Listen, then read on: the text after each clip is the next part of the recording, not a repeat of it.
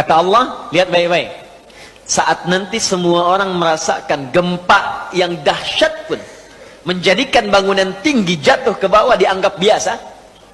Dulu kan gempa nggak biasa, Pak. Getaran kecil aja kita sudah berdoa. Astagfirullah, Allahu Akbar, ayat ini, ada gempa, astagfirullah, Allahu Akbar. Orang sudah takbir. Sekarang gempa di mana-mana sudah jadi tayangan biasa. Jadi hiasan media saja. Sekarang Richter sekian, gempa di tempat ini sekian. Jadi informasi yang seakan-akan jadi bayangan tiap hari saja yang datang. Jadi berita saja.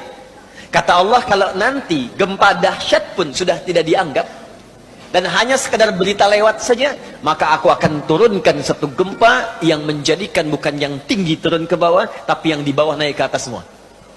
Karena itu ayat keduanya berkata, wa akhrajatil ardu thqalaha. Maka semua yang dikandung bumi itu naik ke atas saking dahsyatnya gempa.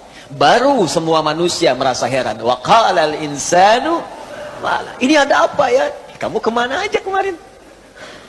Aku kasih gunung batuk, kamu nggak sadar. Aku kasih kemudian banjir, kamu nggak sadar juga. Aku kasih kemudian tsunami, kamu belum sadar. Aku kasih likuifasi, kamu belum sadar. Sekarang aku berikan yang ini, baru kamu bertanya, ada apa ya? Ada apa ya? Kamu kemana aja, kata Allah. Di saat itulah baru kemudian Allah katakan, semua peristiwa yang kita alami, di situ setiap tempat yang kita pijak, benda yang mengenai kita akan bersaksi di hadapan Allah apa yang kita kerjakan pada saat itu. Karena itulah tadi saya katakan, perhatikan kalimatnya, yauma idzin tuhadditsu. Maka setiap yang menginjak, menempel, mengenai kita di bumi akan bersaksi kepada Allah sedang apa kita pada saat itu, saat benda-benda itu jatuh atau mengenai kita pada saat itu. Maka demi Allah saya katakan, insya Allah setiap tetesan air hujan ini ketika mengenai kita saat berangkat dari rumah, di perjalanan, bahkan sampai di sini, bahkan sebagian di luar ada yang terciprat airnya, mudah-mudahan itulah yang akan berkata di hadapan Allah saat mulut di nakhtimu ala afwahihim.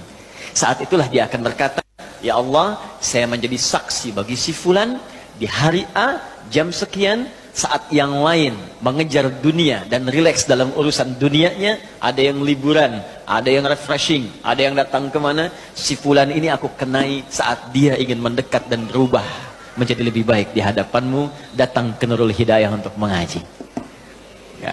Mudah-mudahan satu saat kita akan dapatkan itu semua sesuai janji Nabi di hadis riwayat Ibnu Majah nomor hadis 233, rawinya sahabat Abu Darda radhiyallahu taala anhu. Qala Rasulullah sallallahu alaihi wasallam, man salaka tariqan yaltamisu fihi ilma sahhalallahu lahu tariqan ilal jannah. Siapapun yang menempuh perjalanan menyiapkan dirinya sampai ke majelis ilmu dengan tujuan ikhlas untuk belajar.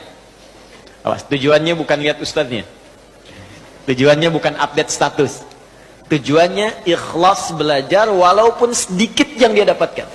Maka semua yang ia alami dalam perjalanannya akan Allah tuliskan lewat malaikatnya itu untuk meringankan langkah dia ke surga kelak. Itu janji Nabi dalam hadis riwayat Ibnu Majah nomor hadis 233, rawinya sahabat Abu Darda radhiyallahu taala anhu.